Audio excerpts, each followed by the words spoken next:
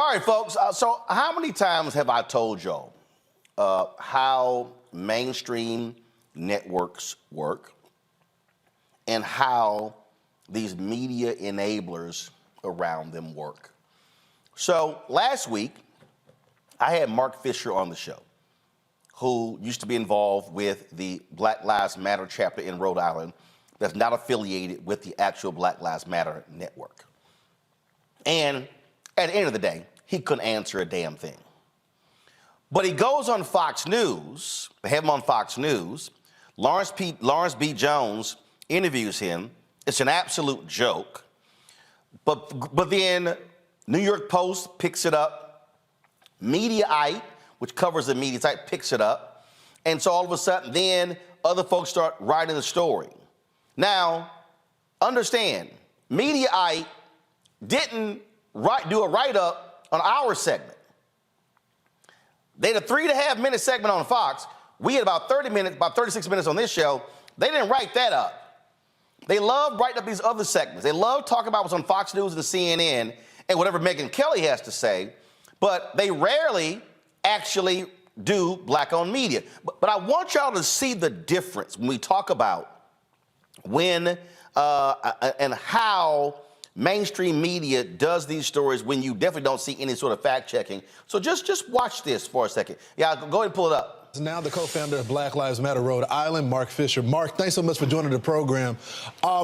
This is my favorite story of the day because it identifies with what I've seen in the barbershop. All the brothers, for some reason right now, are turning tides right now. And I just wonder, what is the big reason? Now to this. Yeah. Let's freeze right there. First of all, everybody knows that all the brothers, Lawrence, ain't turning no tide. So let's just go ahead and which barbershop you go to? Let's be for real. I mean, you like Philip in Indianapolis, who didn't live in Indianapolis, but lived in one of them suburbs. Come on, Lawrence. Let's be real here, Lawrence. Which barbershop you actually go to? Please, Lawrence, by all means, let us know that black barbershop. But let me go ahead and play. A little bit more. It looks like I had taken it out. I'm gonna play a little bit more because I just get a kick out of how all of a sudden. Because also, by the way, Trump was excited and happy with this so-called endorsement, if you will, from Mark Fisher. But these are the same folks who hate Black Lives Matter. So they're now touting a individual who's involved in the Rhode Island chapter Black Lives Matter, but they hate Black Lives Matter, but now they're trying to actually weaponize Black Lives Matter in their favor because they think it's actually going to do them some good. All right, go ahead. Let's see, play it. Go. Oh, give me 1 second. This thing is acting up here. Give me 1 second. Let me pull this thing up. Because, like I said, I saw this segment, and I've been laughing ever since. Let's see. You should be able to have it now. Go ahead and go to it. Let's see. Joining us now, the co-founder of Black Lives Matter Rhode Island, Mark Fisher. Mark, thanks so much for joining the program. This is my favorite story of the day because it identifies with what I've seen in the barbershop. All the brothers, for some reason right now, are turning tides right now. And I just wonder, what is the big reason? I think personally, it's the duplicity of the Democrats. The hypocrisy. We're not stupid. The brothers are not stupid. We understand when someone's for us and when someone is not. And it's obvious that the Democratic Party is not for us. Yeah, I can't. Their policies actually strike at the heart of the black family and the nuclear family. Yeah, so, you were a part of Black Lives Matter. You founded it there. And now you're saying, you're not saying the entire Republican Party, you're saying Donald Trump. So what is it about Donald Trump? Is it the economics? You noted the black family. What is it going to take for him to shore up this support amongst black voters? Well, I just think that it's going to take information. A lot of people are misinformed. They don't really understand because they don't educate themselves on Donald Trump as a person and his history. But if they do that, and it's going to take, leaders, educated leaders, getting the word out there, I think that it'll happen on its own and it'll be organic because personally, I love the man. I mean, how could you not like if a real man? How could you not relate to someone like that? Yeah. Okay, so let me pause that right here. Okay, so you heard Mark say that. Now, he said, oh, educated on the issues. Y'all, he spent 36 minutes on this show, couldn't answer a damn question, literally could not provide any facts whatsoever. He talked about what Donald Trump done black people and was absolutely wrong. Was absolutely wrong. But see, again, I need y'all to understand what Fox News and what the GOP wants to do. They're going to try to prop up him, and I'm calling it right now.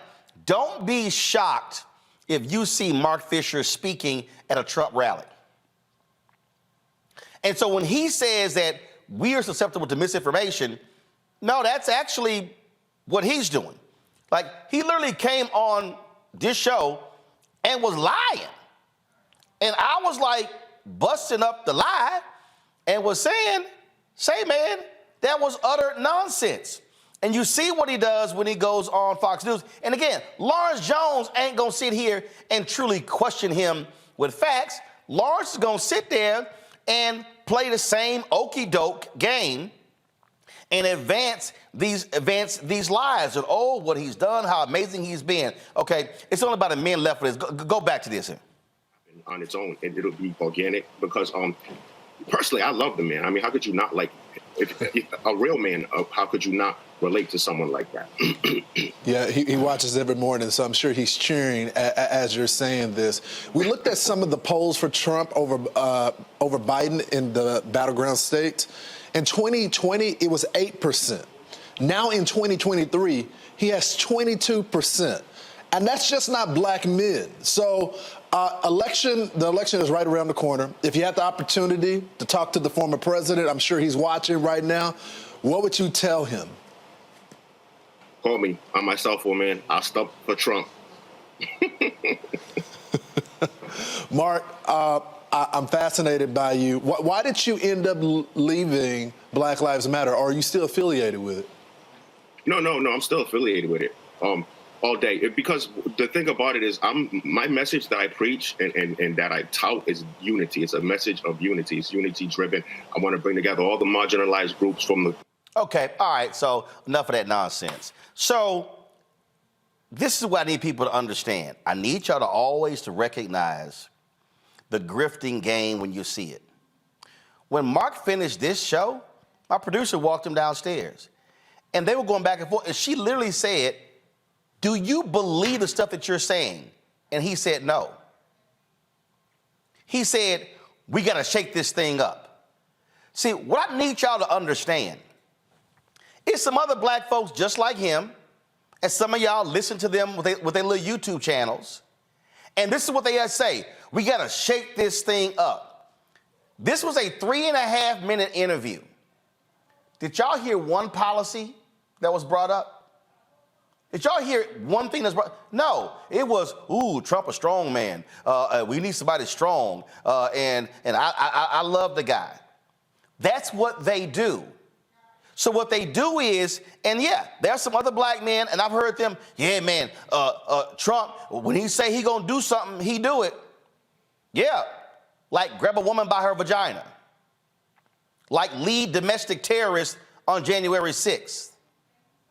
And then when you fall for the okie doke and the lies, such as he fully funded HBCUs when he didn't, when you got black people running around talking about, yeah, man, our pockets were full when Trump was president, COVID money, PPP, other stimulus money. And let's be real clear. If you are not top 1%, you did not benefit from that Trump $1.8 trillion tax cut. And my issue is not with somebody black voting Republican. There are other black people who I know who vote Republican. But what I'm not going to do is let you just lie and make stuff up and then try to act like we're the ones who are stupid. Go back to my panel here. The reality, Reese, We know the game that folks play. And as I said, you didn't hear a single policy brought up in that whole conversation. All you heard was a bunch of mumbo jumbo and Lawrence B. Jones fanning out because a black dude from Rhode Island who is affiliated with the Black Lives Matter chapter there all of a sudden said he loved him some Donald Trump. Yeah, I mean, he's auditioning for maybe HUD secretary under Trump 2024 because obviously Trump doesn't feel like you need to be qualified to be in that position as long as you're black. I mean, it's really ridiculous and absurd to try to paint a person who is facing 91 counts on multiple state and federal local charges as a person of character is absurd. We've seen how Donald Trump has acted reprehensibly for decades now. Like, this is just straight up bullshit. And he's just being a buffoon and a black face, black foot soldier of white supremacy, hoping to get a check out of it. But it don't seem to be upgraded too much. His background ain't looking any better. He ain't got a better camera, better wardrobe, nothing, Chad. Like, if you grifting, you still in stage A of grifting. You need to be getting a little bit more money up front before you sell this much of your soul, homeboy, because we ain't buying it, and the Republicans ain't buying it with enough money. The thing here, Lauren, is you look at some of these other people, that fool Officer Tatum, he been running from me for years. Candace Owens been running for years as well. Again, the people who don't know, it's easy to be duped by these dupes. But when you sit here and walk them down and you walk them through the facts, they can't answer any of the questions. So what they do is they try to be loud, they try to throw out bumper sticker phrases, and they try to go with the plantation language and thinking that's what's going to sit here and push somebody back. And I'm like, no, we're not going to fall for it. And I've had other people, Lauren, say, man, I don't know why you had them on. I said, because you have to expose stupidity so people then understand what the real game is. Yeah, I really think that when we look at these people, obviously we're going to have several episodes of this. We already had the Sexy Red episode. Now we're having the Mark Fisher episode. I'm sure we'll have some rap star that the Republicans, we had the Kanye West last cycle. Oh, Kanye West is running for president. I mean, and this all comes from the fact, unfortunately, that the powers that be in right-wing media think black people are stupid. That's what this really is. They think black people are stupid. They think if you throw a rapper in front of us and the rapper tells us to do something, we're going to do it. And there's absolutely no evidence of any of that. There's no evidence whatsoever. The two biggest, most loyal voting blocs for the Democratic Party currently are black women followed by black men. It's been that way cycle after cycle, and it will be that way again next year. The question will be what the level of intensity of that turnout will be. But this idea that you're going to throw a rapper out there, or an actor, or a Hollywood star, or something like that, and then all the black people are going to be, foolish, that's crazy. And of course, Fox News leads the pack at this idea that, you can throw some guy on. Remember, none of these people are validators, are people who African Americans trust or care about, okay? Nobody is looking at Fox News and believing anyone who says that they're hearing this in a barbershop, that everybody's going for Donald Trump. That is craziness. But of course they're going to try to throw that out. These people are not validators. Nobody cares what they say. Nobody cares who Mark Fisher is, and so that's the reality of it. The numbers will reflect that next November. And the question will be, will these third-party candidates get enough support to shave off enough support to make things closer than they probably should be?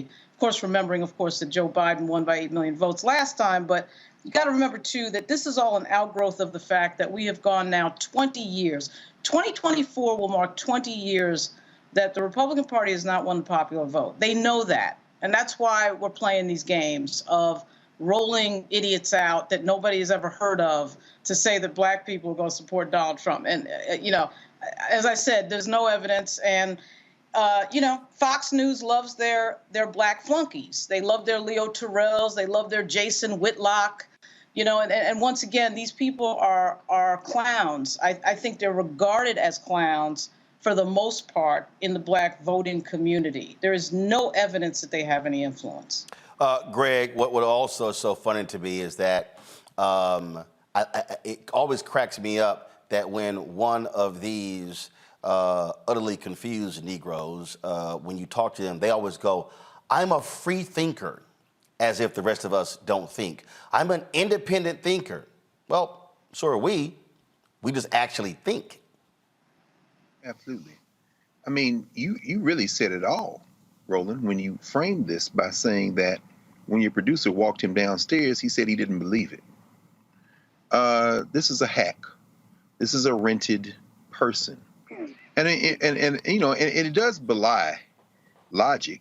But we're not talking about logic here. I mean, let's sit here and think about this. On the 30th of November, 2023, we're actually talking about Donald Trump potentially being returned to the White House. That should tell you the state of affairs in this country. Yep. Argentina just elected a purebred fool to be the president of Argentina. So it isn't just an American malaise, but what we're seeing here, there are a lot of moving parts. I agree with Cliff Albright, and Cliff is a staple on this network. You all talk extensively, Cliff and Latosha. And Cliff's like, just like we heard a minute ago, Lauren, in the earlier segment, let's just wait until this time next year before you start polling people about this, because I suspect the answer will be a little different. But if we're trying to read tea leaves, when Coke is now backing Nikki Haley, the people who are looking at this are betting that Donald Trump may not be the candidate. Nikki Haley, propping Nikki Haley up, will that be enough to save the white nationalists? It might be. But Donald Trump just announcing that if he's reelected, he's going to dismantle Obamacare. In the same week, I think Friday, Roy Cooper is going to sign legislation expanding Obamacare to the 40th state in the union. The Republicans are like, this guy got to shut up. On that side, they are desperate trying to stop Trump, trying to prop up Nikki Haley. I mean, hell, and then tonight, I think, is it later tonight, that DeSantis and Newsom supposed to be debating in Alpharetta, Georgia. I mean, right now, this is cacophony.